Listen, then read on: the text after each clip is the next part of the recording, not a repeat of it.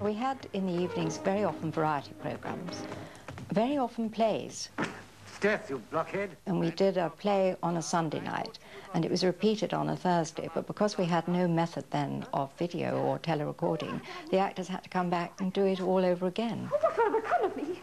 Bye, bye, Charlotte, bye! All the greats came to these little studios at Alexandra Palace.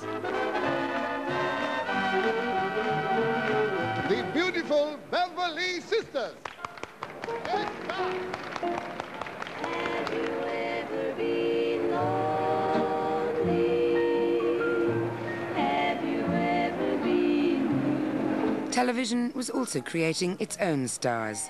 The Beverly Sisters became the first pop band manufactured for television, and Joy, Teddy and Babs became the most famous act in the country.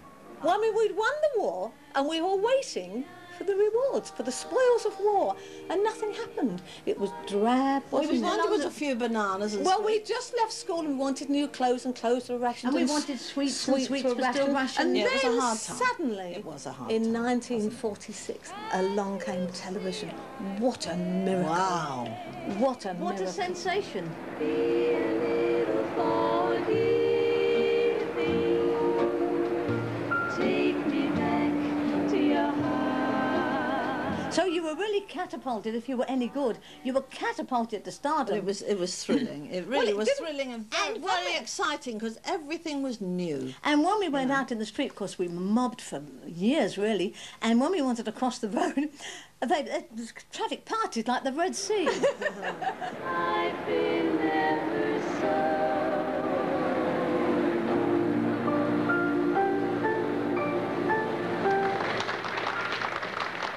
The BBC's television service only very slowly began to spread beyond the home counties. Television reached the Midlands in 1949 and arrived in the north of England in 1951 with programmes with wonderfully patronising titles like Hello Up There.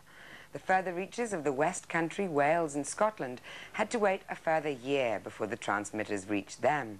But by the 1950s, televisions were getting smaller, cheaper and more accessible. And stars were made with programmes like What's My Line, Pet's Parlour and, of course, Muffin the Mule. He thinks there's a gnome in it, because it's a metro gnome, you see. You silly old boy. By this time, TV had begun to outgrow Alexandra Palace. The BBC took over the old Gainsborough film studios at Lime Grove in West London and built a new production complex. Television had finally taken off and soon would overtake radio. By the time television came along, I was in it from the very beginning, repairing a few of these wicked old beasts like you see in this room, and dealing with the new horrors that were being manufactured. It was a new life. It was wonderful. The respect you got from the public. You weren't just a workman repairing the wireless. You were in the same class as the clergyman or the doctor or the lawyer. You were given VIP treatment on arrival. Even in the high-class areas, you were treated with respect. And in the east sides of towns, you were given even more respect, and they'd lay on a meal for you and fill you up with tea and biscuits and everything else, and really make a fuss of it. It was wonderful. The 1953 coronation of Queen Elizabeth II was to be the biggest event in television's brief history. The prospect of seeing it live caused a stampede for receivers. By the time the day came, over 1 million television sets had been sold. The Queen today is dedicating herself before God to the service of her subjects. And for the first time in history, through the medium of television, the ancient and noble rite of a coronation service will be witnessed by millions of Her Majesty's subjects. Our coronation day was very exciting. We realised that we had to get it right, and, you know, television was on trial in a way. And I was doing the opening announcement in the morning, which I had to learn, and it was rather long, so I was terrified I'd forget it. So it was a bit nerve-wracking, but very exciting.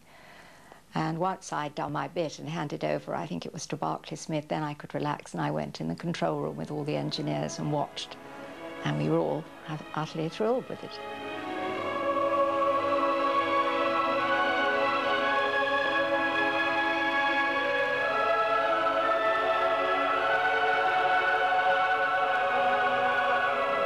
remember watching the coronation on television. I was 10 and we went down to the local electrician's house because he was one of the few people in our small town who had a television. And coming out of the war, austerity, rationing, sort of sepia-coloured life, suddenly this was a great celebration. It united the whole country. The fact that thousands of people were watching it on television, we were all watching something happening in London mysteriously at the moment that it was happening, was a sort of magic. And it occupied people all day. I mean, people took packed lunches and went round to people's houses if they'd got a television to watch this great thing. And there were 7 in my family, and we all crammed in with Mr. Elwood and his large family and some of their other neighbours. And it was like a sort of small cinema in their front room. So I think it was that sort of unification of the nation and the celebration of a very extraordinary thing in most people's lives. And I have to say, looking again at what they did that day, it was absolutely brilliant considering the facilities that they had just invented.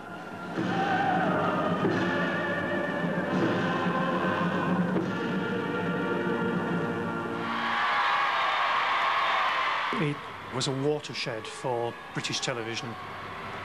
We'd come through this very, very long war. We were very short of money because we were paying off this huge debt that had been incurred. And yet suddenly out of this country was coming this high technology. And of course the other thing to remember is that it wasn't just in Britain that the coronation was seen. It was beamed across the channel and it was there converted to the different television systems that were in operation. And those signals were then sent out to those European countries. It was the start, the very start of Eurovision. It was also a major public relations exercise internationally. Operation Pony Express swung into action, with the RAF flying the unprocessed film recordings of the coronation across the Atlantic. During the flight, technicians developed and copied the film, and on arrival, it was couriered across North America to be screened nationwide. The coronation marked a turning point for the nation and a watershed for television. It was no longer a novelty, and pretty soon it would no longer be a luxury. Television brought the country together, let people see events unfold before them live in the comfort of their homes. It created celebrities and made them seem like family friends. It became a central part of people's lives. By 1953, there was no going back. Television had come of age, and the rest, well, that's history. Don't sit under the apple tree with anyone else but me. Anyone else but me. Anyone else but me. No, no, no, don't sit under the apple tree with anyone else but me. Till I come marching home. Till I come marching home.